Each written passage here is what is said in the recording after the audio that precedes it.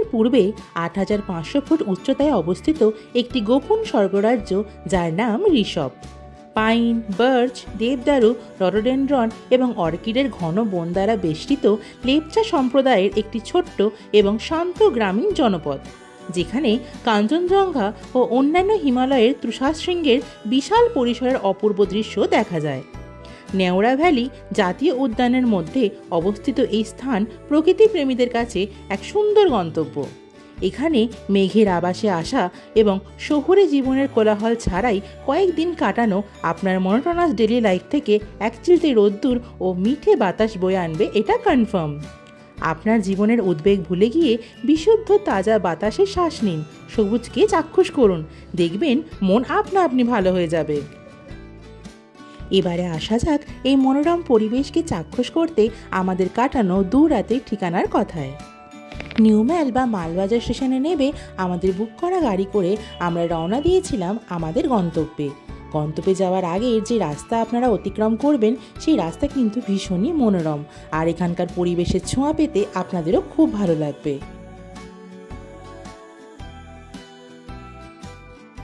হোটেলে এন্ট্রি নিতেই চোখে পড়ল বিশাল জায়গা জুড়ে এখানকার রিসেপশন এবং সিটিং এরিয়া করা আছে।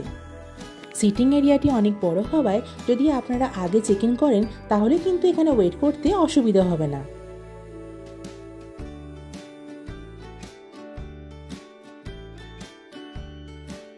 চলুন এবার যাওয়া যাক আমাদের রুমের দিকে।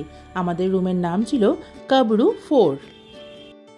ঘরে ঢুকেই যেটা সবার আগে চোখে পড়বে, এই বিস্তৃত রুমে 2টি ডাবল বেড, আর তার ঠিক পাশেই একটি বিশাল আকৃতির জানলা, যেখান দিয়ে বাইরের প্রকৃতি উপভোগ করতে আপনাকে অন্তত কেউ আটকাতে পারবে না। এবার একটু জানলাটা খুলে বাইরের ঠান্ডাটা উপভোগ করে নিই। জানলা খুলে এই বাইরের পরিবেশটা দেখে মনটা এতটা ভালো হয়ে গেল যে আমি আমার আনন্দ ধরেই রাখতে পারছিলাম না। এখানে সুন্দর বাগানটি করা আছে, যেটার জন্য এই জায়গাটা আরও সুন্দর দেখতে লাগছে। প্রশস্ত বড় জানলা দিয়ে ভ্যালি ভিউ আর মেঘেদের আনাগোনা সত্যিই মনোমুগ্ধকর।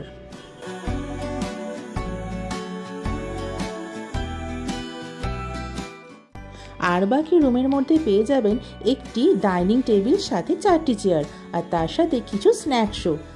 কমপ্লিমেন্টারি টি কিট ও কফি কিট তো থাকছেই, সাথে পেয়ে যাচ্ছেন প্যাকেজ ড্রিঙ্কিং ওয়াটার ও ইলেকট্রিক কেটেলও। বেডের একেবারে অপোজিটেই পেয়ে যাচ্ছেন সুন্দর একটি বড় টিভি, একটি সোফা ও টি টেবিলও। এত বড় রুমে আমার মেয়ে এসে আনন্দ পেয়েছে বিশাল। এখানে যেহেতু প্রচুর ঠান্ডা পড়ে তাই এখানে বেড হিটারও দেওয়া আছে, যেটি আপনি আপনার মতো কন্ট্রোল করতে পারবেন আপনার বেডটাকে গরম রাখার জন্য। এটা কিন্তু ঠান্ডার জায়গায় বেশ উপরি পাওনা। রুমে পেয়ে যাচ্ছেন বিশাল একটি ওয়ার্ড্রপও। ওয়াশরুমটি পরিষ্কার পরিচ্ছন্ন এবং স্পেসিয়াস ছিল, সাথে এখানে গরম জলের ব্যবস্থাও কিন্তু আপনি 24 আওয়ার্স পেয়ে যাবেন। আর সব থেকে ভালো যে ব্যাপারটি আমার লেগেছে, এই রুমটি যেহেতু 4 বেড তাই 4 জনের জন্য প্রয়োজনীয় যে টয়লেট্রিজ ও স্লিপার সবই কিন্তু দেয়া ছিল।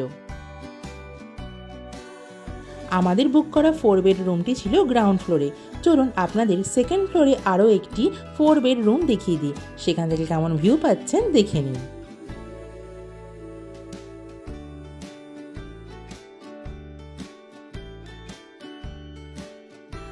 রুমে ঢুকেই প্রথমে চোখে পড়বে সামনে একটি ওয়াশরুম, যেটা অতটা স্পেশিয়াস নয় আমাদের রুমের মতন। দরজার ঠিক পাশেই রয়েছে ওয়ার্ড্রপ এবং লাগেজ রাখার জায়গা। পাশেই চোখ ঘোরালে দেখতে পাবেন সুন্দর 2টি বেড এবং সোফা ও টি টেবিল।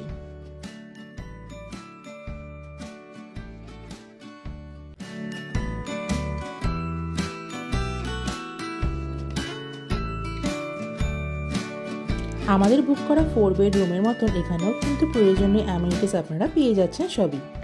এবার দেখে নিন সেকেন্ড ফ্লোর থেকে এখানকার বাইরের ভিউ কেমন লাগে।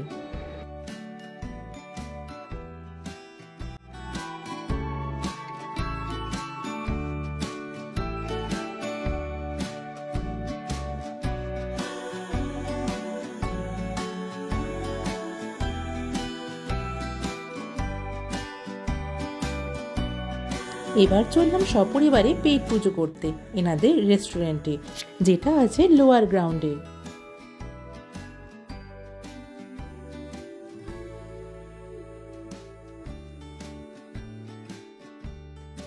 রুম যেমন বড় সড়ো তেমন এখানকার রেস্টুরেন্টও কিন্তু বিশাল বড়, আর জায়গাটা কিন্তু খুবই সুন্দর, কারণ আপনি এখানে সকালের ব্রেকফাস্ট, দুপুরে লাঞ্চ বা রাতে ডিনার করতে করতে বাইরের সুন্দর পরিবেশ উপভোগ করতে পারবেন। আমরাও এই প্রকৃতিকে পাশে নিয়ে বসে পড়লাম লাঞ্চ করতে। এখানে লাঞ্চ ও ডিনারের মেনুতে কিন্তু আইটেম সিলেক্টেড।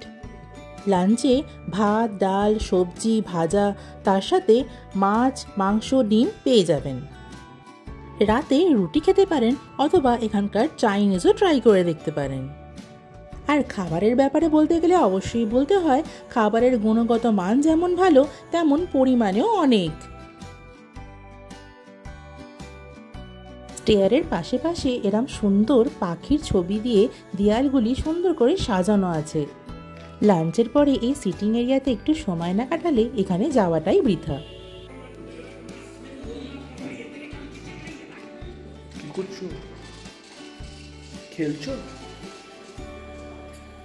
আরও একটা সুন্দর ব্যাপার হলো আপনারা যদি ফ্যামিলি বা ফ্রেন্ডসদের নিয়ে আসেন, সান্ধ্যকালীন সময় কিন্তু এখানকার থার্ড ফ্লোরে ইনডোর গেমস খেলতে খেলতেই কেটে যাবে।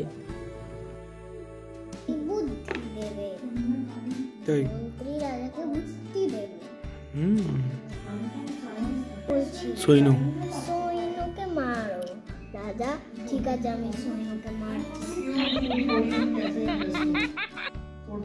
সকালে ঘুম থেকে উঠে অবশ্যই বাইরের সৌন্দর্য চাক্ষুষ করতে ভুলবেন না। এখানের বাফে ব্রেকফাস্টে কিন্তু আইটেম অনেক ছিল, যেমন আলুর পরোটা, পোহা, ডিম সেদ্ধ, আরও অনেক কিছু। ব্রেকফাস্ট হয়ে গেলে সকালে শান্ত পরিবেশে এই বাইরে কিছুটা সময় কাটিয়ে আসবেন। এই জায়গাটা এতটাই শান্ত, এতটাই সুন্দর যে আপনার মনে হবে এখানেই সারাদিন বসে কাটিয়ে দিই। আর মেঘমুক্ত দিনে কাঞ্চনজঙ্ঘা আপনাদের দেখা দেবে ঠিক এইভাবে।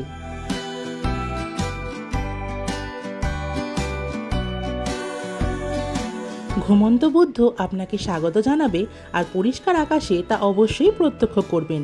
আর শীতকালীন পরিবেশে আনন্দ উপভোগ করতে গেলে ভাগ্যে থাকলে লাইভ স্নোফলও জুটতে পারে। আমাদের যাওয়াটা যদিও অন্য সময় হয়েছিল, তবে আমরাও মনোরম পরিবেশ উপভোগ করেছি।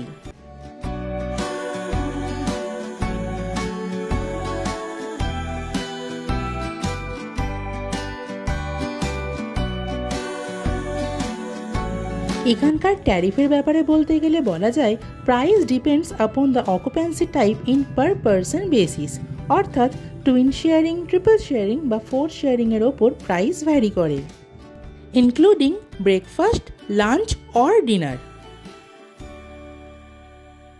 হোটেলটির নাম দ্য স্লিপিং বুদ্ধা। এর বুকিং ও কন্ট্যাক্ট সম্বন্ধীয় যাবতীয় তথ্য ভিডিও ডেসক্রিপশনে দিয়ে রাখলাম। আশা করি আজকের ভিডিওটি আপনাদের ভালো লেগেছে। Don't forget to give your valuable feedback on the comment box. Thanks for watching.